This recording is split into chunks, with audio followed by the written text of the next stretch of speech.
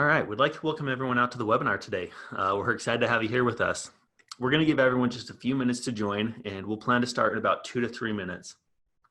However, while we wait, you can actually enter into a sweepstakes for a chance to win some close swag. So you can see the URL there, but simply go to close.com/webinar survey, take the brief survey about your win-loss program, and you'll be entered in to a sweepstakes to win. We'll plan to randomly select 5 winners. All right, thanks to everyone that entered into the sweepstakes. We'll keep the survey open throughout the webinar for those who haven't had a chance to take it yet. But now let's get started with the webinar. To start, we have a few housekeeping items. First, this webinar is being recorded, and we'll actually email the recording to all of you afterward. And then second, due to time constraints, unfortunately, we won't have time for live Q&A. However, if you do have questions for the guests, please submit them through the chat box, and we'll just respond via email later on. So let's get started. We're excited to talk about win-loss analysis and specifically how win-loss interviews can be of value to sales leaders. Because of that, we invited 3 sales leaders that have extensive sales experience and experience with win-loss programs. So I'd like to introduce myself and our guests. So first of all, my name is Braden Anderson. Currently, I oversee sales, operations, and marketing at Closed, which is a provider of win-loss services and technology. Our first guest is Josh Ellers, who is the head of marketing and enablement at OpenGov, based in Redwood City, California. We're also joined by Dave Osborne, who is the area vice president on the enterprise team at Qualtrics, based in Provo, Utah. And our third guest is Shawn Lane, a general manager at E2Open, based in Austin, Texas. We're excited to have them here to share their thoughts on the benefits and best practices of win-loss analysis.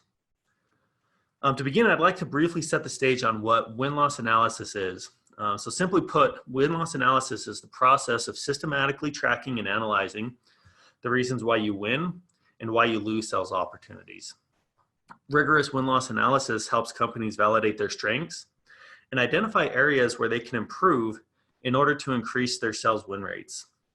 For B2B organizations that sell sophisticated solutions, a win-loss interview with the buyer is really the most effective method for learning why a deal was won or lost. Firms like Closed specialize in these kinds of interviews. In most cases, these conversations with buyers last about 20 to 30 minutes and drill into many areas, including the product or solution offering, the sales experience, pricing and packaging, the competitive landscape, etc. Closed then delivers these insights back to our clients via innovative software, making it easy for users to consume and really share the findings across the organization. These insights from these interviews enable organizations to fill critical product gaps, refine their pricing strategies, optimize sales messaging, track competitive and market trends, fix sales execution problems, and more. In fact, according to one Gartner study, rigorous win-loss analysis can help organizations to improve their win rates by as much as 50%. So Closed was founded in 2017 to really bring a new perspective and new technology to the win-loss space. And we've been fortunate to design and deliver win-loss programs for the 3 companies that are represented by our guests here today. So with that, what we'll actually do is jump into some questions with our guests about the benefits of win-loss interviews, particularly for sales leaders, as well as hear their tips and suggestions for those who are looking to implement win-loss for the first time at their organization. So our next guest is Dave Osborne. So Dave is the area vice president on the enterprise team at Qualtrics, which is the leader in experience management software. Dave brings a lot of the experience to the table today, and we're really lucky to have him. Through his career, he's gone from being an account executive to a sales team lead to running one of the largest sales teams at Qualtrics. He's been instrumental in growing Qualtrics' revenue and really being a key contributor to helping individual sales reps learn the skills necessary to succeed. So Dave, thanks for being here today. Yeah, thanks for having me, Braden. Of course. Well, let's dive into it. So a question that we get often is, in your experience, do you feel or think that sales reps really have a good understanding as to why they win or lose deals?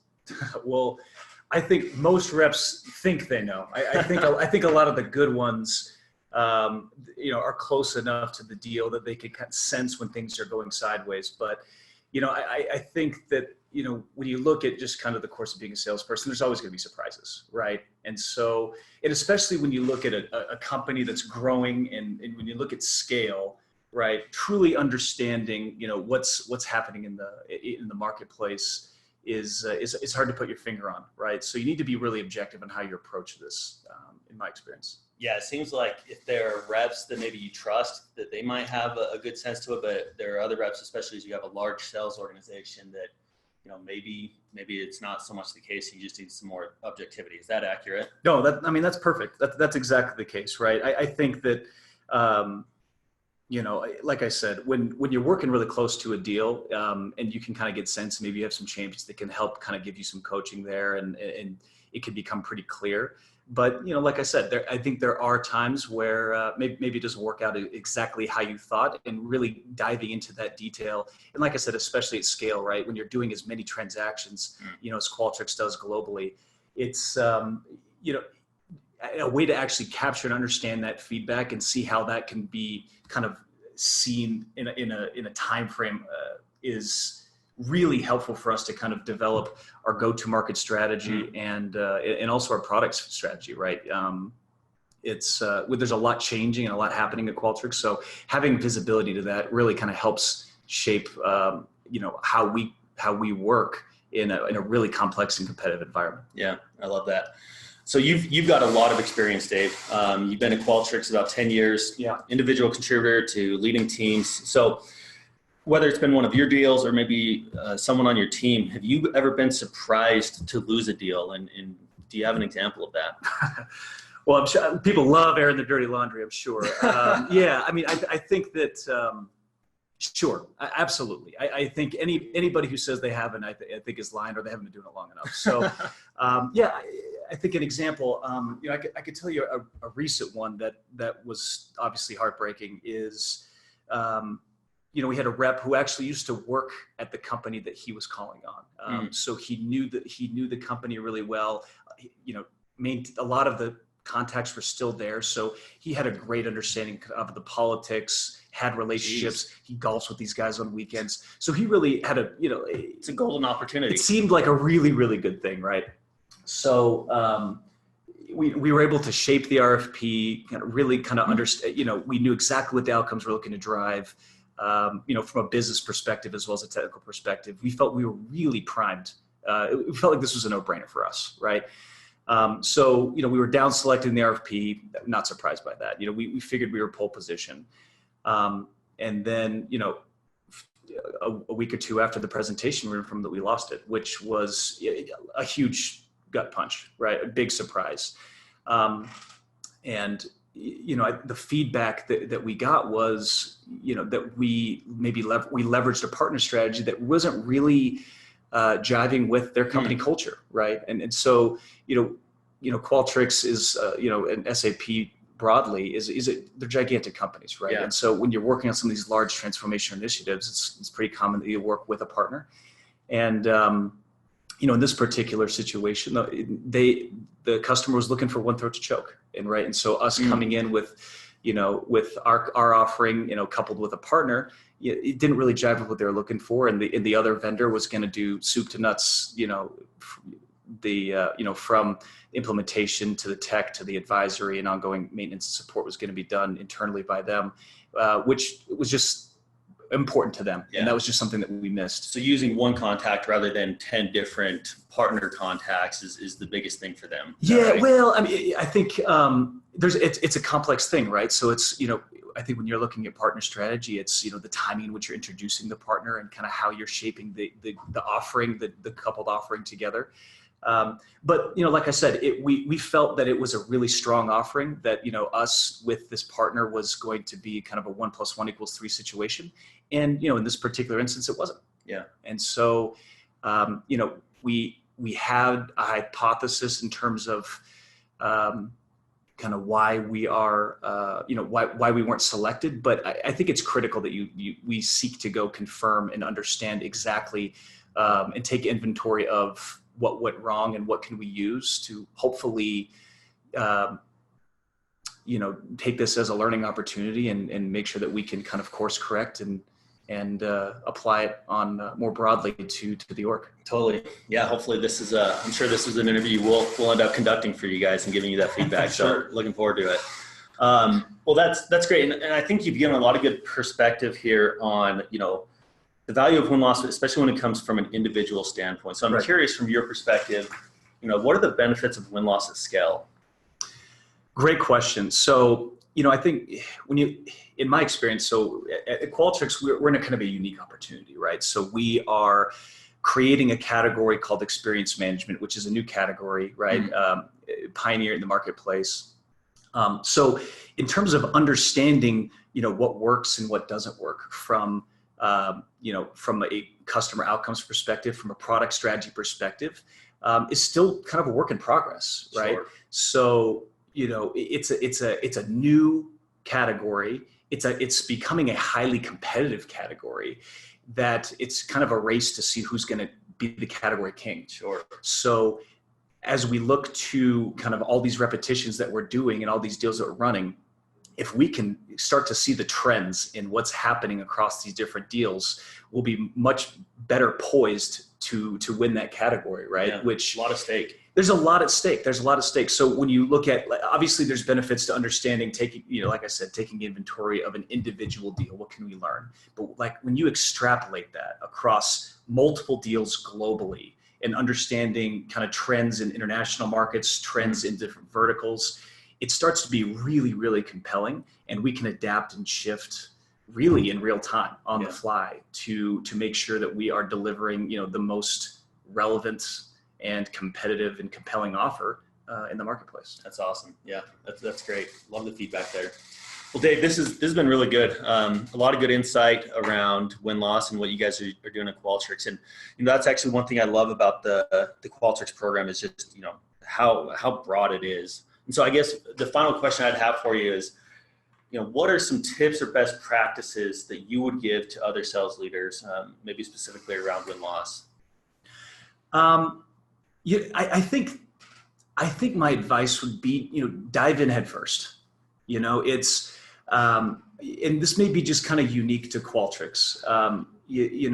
Our reps are hungry for this feedback, right? I mean, when, if we lose a deal, or candidly, if we win it, I mean, our reps sign up for these they volunteer their deals because they want to have that information. They look at it as an opportunity to make themselves better. Interesting. Right. So I think it's something that as a sales leader, I think can be embedded into the culture. I think if you have a culture of constantly trying to grow and improve, I think that's healthy. And if I were to think kind of to other orgs, I think maybe there's a misconception that a win-loss survey is kind of a witch hunt. We're trying to hunt down somebody and say, and point fingers and cast blame. And right. I think when done, that's a really toxic way to approach it, and I don't think that really helps solve problems. So I think if you could look at it, it kind of in the nature of being transparent and looking to kind of grow and change and make, like I said, make it a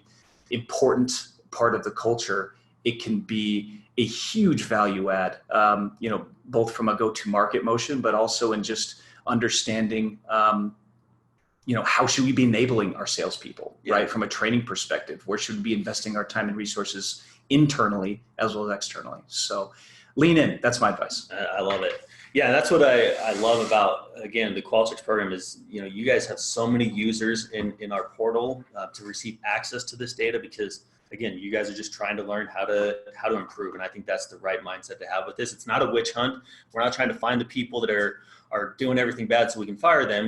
That may be the case at times, but that's an extreme case. But most of the time it's how can we just improve and get better at selling? So I love the advice, Dave. So again, thanks for being here. Appreciate all your insights and everything. And so we'll let you jump. So have a good one, Dave. Thanks, Braden. Awesome. Well, we're now fortunate to speak with and hear from Josh Ellers. Josh, it's great to have you with us today. Thanks for being here. Hey, thanks for having me. Of course. Yeah. So just as a quick background, Josh currently leads the head of marketing and enablement at OpenGov, who is the leader in budgeting and performance technology in the public sector. Josh is also the founder of Patry, which provides technology and services to help companies do more business with the global public sector. Let's dive into it. I think the first question that I'd have for you is just thinking about, win-loss and kind of the sales process in general. From your experience, do you feel like sales reps know why they win and lose deals? And that's a fantastic question. That's a question I've grappled with for a number of years as I've tried to build predictable revenue streams for companies. And I found sometimes the reps do know, and most of the time they do not know. And I think a big reason for that is reps are so close to the opportunity and so close to the deal and so intimately involved in all of the details that they do not have the macro view to really assess why a deal might be going sideways, why a deal might be lost in time. And I've found over the years that I've needed help. I've needed third-party insight, either from a colleague or someone outside the company to really assess the process, assess the details. And again, some of the times they do, the reps that are really focused on maybe a smaller set of opportunities understand why. But as the volume grows, the opportunity for a miscommunication and missteps and misdiagnosis continues to rise. Yeah, that's good. So I'm curious then, in your experience, whether it's been in the sales leadership role or as an individual contributor, have you ever been surprised to lose a deal? And if so, can you share an example of that? Yeah, absolutely. I cringe and I cry a little bit when I think about this because, as you mentioned, yeah, it's tough, right? Because I've served public sector, right? Government, education. And there's some major differences between private and public sector, but I do believe there are commonalities that we can talk through. So in many cases across the board, there are procurement and contracting and other issues that can arise that you have to really snuff out before they do if you want to close a deal. I always talk about the back end of the sales process being as stringent and as difficult as the front end when you're really trying to get the technical win in a public sector sale. You achieve that technical win, and then you have to go win the procurement. And I've called it a sales process mullet, if you will, where I have sales reps that are really like tight on the front end, a business in the front, and then it's party in the back as it relates to the decision process and procurement. And a lot of my deals that I was left at the altar with had to do with that back-end process. So I have an example with a state government in the Northeast where I drove the process relatively well on the technical front, felt like I was actually going pretty well in procurement and contracting and navigating all of that. And a few days before the deal was supposed to close, I got left at the altar and found out afterwards that there was a major procurement contingency that I did not apply my company's software to, and I got left at the altar. And I had forecasted that deal as a commit deal. And I've had several of those over the years, and I've really worked hard to try to identify the drivers for each state and their procurement contracting language. But that stung, and I've seen that continuously, especially among public sector salespeople, when we don't see the full spectrum of procurement red tape that we have to go through and have a plan to navigate, we always, if we're not careful, fall short on getting the sale. Yeah. I think back to one of my examples where I thought for sure we were going to close this deal when I was an individual sales rep, and it would have made me hit quota for the quarter, and we thought we had it, and they just went dark on us. And to this day, I still have no idea if they went with a competitor, if they did nothing, and did we just botch the sales process. So it's a terrible feeling to just be surprised to lose a deal, especially when it's that far down the sales cycle. You think you've got it, and then just, like you said, I love the analogy, left at the altar. There's nothing you can do about it. Exactly. So and on top of that, from a win-loss perspective, how do you feel that effective win-loss can benefit, whether it's an individual salesperson or maybe a sales leader or the entire org? I'd love your perspective there, Josh. Well, I could talk about these individually. Let's start with an individual salesperson.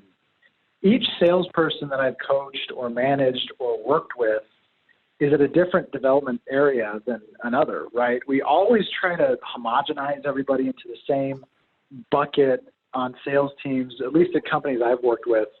In the reality, there's a dynamic nature to each person, right? And I think win-loss analysis in terms of benefiting an individual contributor is, number one, we can gauge the specific needs of that individual person to apply to their development plan. Mm.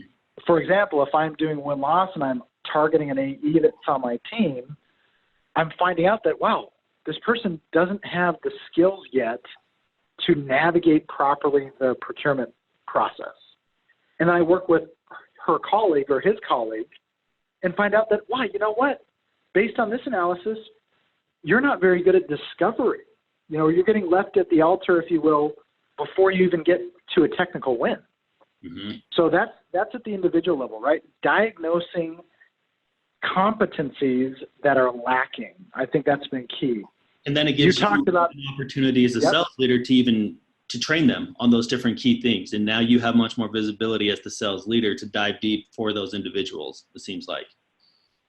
That's exactly it. That's exactly where I was going to go. In fact, you know, as a sales team, I've managed multiple teams of various sizes, and the best training you can give the team is content that actually comes out from the market, from their prospects and from their customers, right? There's a lot of intel out there floating around about best practices and data, great tools like Gong.io and others that can diagnose within the process how well we're doing. That's all great, and we leverage that. However, intel from the prospect as to why something went sideways carries 10x the weight of anything I could share, right? So, hey, Bill, you know what? Found out from a prospect that, you know, you were a little loose on the procurement process, didn't understand contracting. Let's work on that. Yeah. Hey, Jill, found out that we have some work to do in discovery. And by the way, you know, the messaging of that is less big brother and more like, hey, we've got this opportunity to glean insights from these prospects. Let's work together to understand those insights and put a plan in place to get better with each of these skills. Yeah. So I want to stop you right there, Josh, because you brought up a great point that I think a lot of sales leaders may be scared of, and I'd love your perspective on this. If a sales leader is worried the win-loss might seem like a witch hunt to find the bad sales reps, like what advice would you give them? Can you elaborate on that a little bit more? Totally. It's at the outset of starting that program, there has to be an expectation alignment with the team, which means before you even launch the program, talk to the team about, number one, hey, we're actually performing pretty well as a team. We need to go from good to great and then great to excellent. And to get from great to excellent, we need some help. We need the market, you know, being kind of following the lean startup methodology. We do a research-based approach to building something, which means we're going to go out to the market and let the market help us get better. And if you make it inclusive with that type of narrative and messaging, the team buys into it, right? That's one area. The inverse of that is, hey, you know what? I'm upset at the way our team is performing. You know, we're going to go to your customers to get insights because, you know, we don't feel like we have them as a team. You know, that you could tell a stark difference between that messaging. So I would always frame it about personal development, team improvement, and allowing this, again, the lean startup methodology, as I've tried to build these business units with companies, it's all about understanding what the market says and coupling that with your own insights and then making a decision versus having a single-threaded decision by your insights alone. Yeah, that's perfect. I love that response. Josh, I want to talk briefly just about your guys' win-loss program. So as one of our customers, I'm curious, you know, what led to your decision and OpenGov's decision to do a win-loss interview program? Yeah, well, first and foremost, we're the market leader in multi-tenant SaaS software for budgeting, performance, and communications, and now permitting and licensing for government. We are the leader, and we are always high performing. We're always trying to get better. And for us, it was more about really understanding as the market matures in our specific sector in state and local government, what are those buyers, finance directors, CIOs, budget directors, and others, what are they actually seeing in the market, and how is our messaging aligning to those needs, those pains, and priorities? So for us, it was as much about improving the sales performance as it was really understanding if our messaging is landing as we work on our go-to-market strategy. So that was really the impetus for us jumping into this program with Closed, to really understand, is the messaging landing? What can we identify in the sales process that could be improved to accelerate the revenue for this fast-growing company? Yeah. So then the perfect follow-up question to that is, what actionable insights has either your sales team or just the org in general gleaned from the win-loss interview so far? Well, a couple of things, a couple of very critical things. Number one, we have assertions. As I talked about before, we do not like to make single-threaded decisions. We had an assertion about a certain market that we've been going after, that we've been having some interesting conversations in, and deciding to go in a certain direction in that market, again, in a single-threaded fashion. We actually found in the interviews that the prospects were corroborating exactly what we were suspecting, and we made the decision to double down on that market, right? For us, it was more about, again, getting informed, a double-threaded decision, if you will, versus our single-threaded assumption, right? It's one thing to have a hypothesis.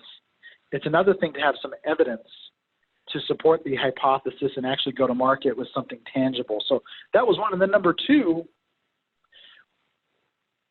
it's critical for us, especially a SaaS company, technology company, that we are very good with messaging the value proposition of our product as it relates to circumventing and relieving the pain points of our customers and our prospects.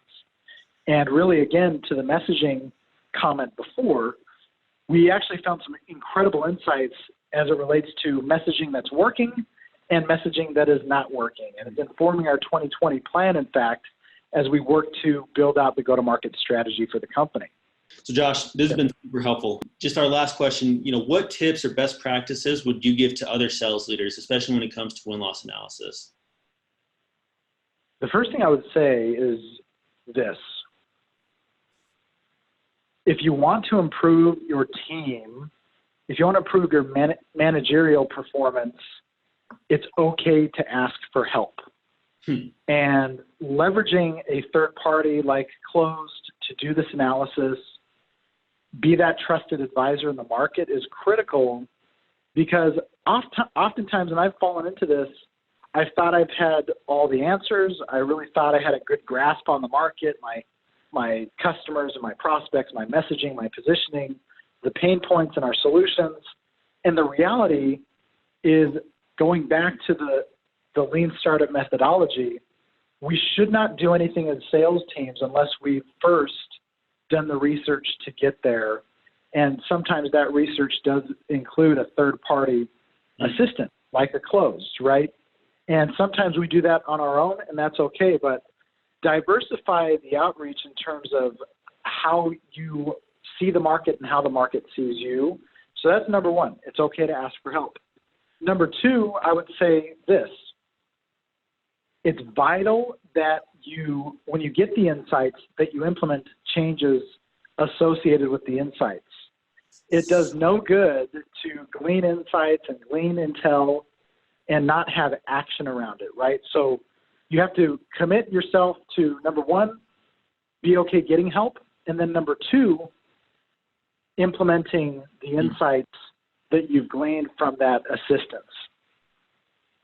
I love it. There's nothing like getting great insights and then just letting it sit on someone's hard drive and not really doing anything with it. So great advice. Exactly. Josh, this has been awesome. Really appreciate your time today. We'll let you jump and we'll go on to our next speaker. But again, thanks a lot for being here. All right. Thank you so much. Great. So our last speaker today is going to be Shawn Lane. So Shawn currently serves as GM of Discrete Manufacturing for E2Open. In this role, he has P&L responsibility for a $120 million business unit, including sales, delivery, and support. Shawn's actually spent the last 22 years running sales and marketing teams for a number of fast growth enterprise software companies such as Red Prairie, Servigistics, and I2 Technologies. So Shawn, thanks for being here with us today. Thanks for having me. From my perspective, I love to understand a little bit more about, you've got a ton of sales experience in your past. So in that experience, have you, yourself ever been surprised to lose a deal? And do you have maybe an example of that? Sure. Yeah, I think everyone has been in a position where they've been surprised. And as a sales leader, it's really unnerving. You want your credibility with your board and your leadership, and it saps that credibility really quickly when it's a surprise. But in most well-run sales teams, it's rare to have a complete surprise. You generally have a sense of what's going on. I can give you one example where we were sure we would win. We were a shoo-in. We were the only company, truly the only one that could meet all the customers' functional needs and outstanding references, and we thought our price was quite competitive. And we were approaching the end of the quarter. We were still having good conversations with the customer. I was forecasting it and making promises, and suddenly they went silent. I think you've all been there. 1 week later, still won't return income calls. 2 weeks later, finally, after a month, we learned that they'd gone with a really small competitor, and we were shocked and gutted. Turns out, once we closed, do an interview with them, we learned that the competitor had convinced them that we couldn't meet their need. It was lies and misinformation, but we were flat out outsold. And we realized that we just hadn't proved our unique qualities. Here's the good news. We were truly the best solve for them. And based on that knowledge, we sent them emails and cold called and convinced them that in the case that this supplier didn't make it, if they failed, we'd be a viable backup. And 6 months later, we sold the deal to them at a higher price tag. No kidding. Okay.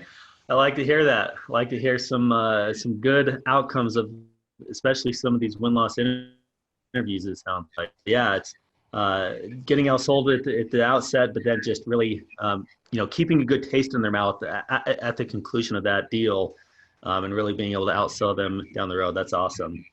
Yeah, and I think the key there was to keep the good taste in their mouth was to know what they believed to be true. Right? We had to counter that misinformation from the start. That was critical. Yeah, that's great. So kind of just piling on top of that, I'm curious of your perspective with how can effective win-loss, benefit, whether it's an individual salesperson or maybe just the entire org. What's your perspective there? Yeah, I think it benefits everybody.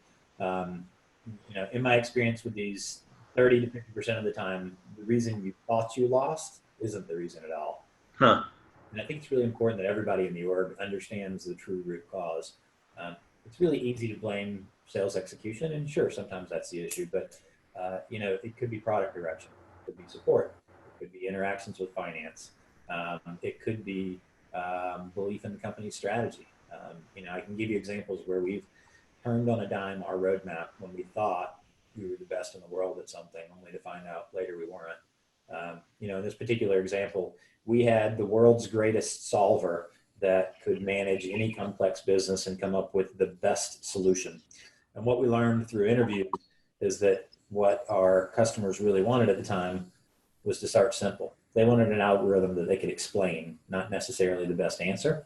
And so we had to pivot our product strategy to meet that need first. Yeah, that's great. Now, I know E2Open has grown a lot, and I think through a lot of acquisition, but also just natural growth. So when it comes to win-loss, what were some of the factors that led to E2Open deciding to do a win-loss program? Yeah, I think you hit it. We were growing like crazy. We, the last 4 years, have grown 100% year-over-year growth through acquisition.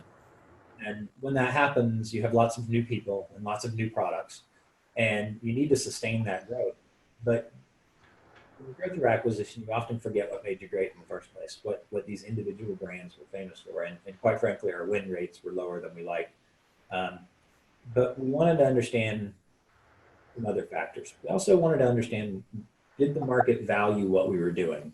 We were creating a combination of acquired companies to create a platform, and we wanted to know, did the market appreciate that? And so really that was the forcing function was to ensure that our strategy was right, and to ensure that we didn't lose the mojo that we acquired from these other companies.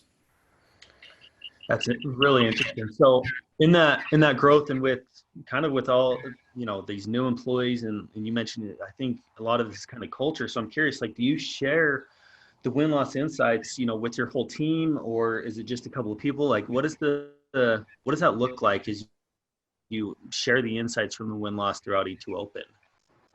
Everyone sees the insights. Sometimes that's painful, but it's a good thing. We believe in a culture of transparency. We don't really believe in blame. When you're growing as fast as we are, you're going to make mistakes, and people can't get better unless they get feedback. And so it is our belief that these are to be shared across the board to the individual rep, to the managerial team, and to other departments, and that's what helps us get better. Yeah.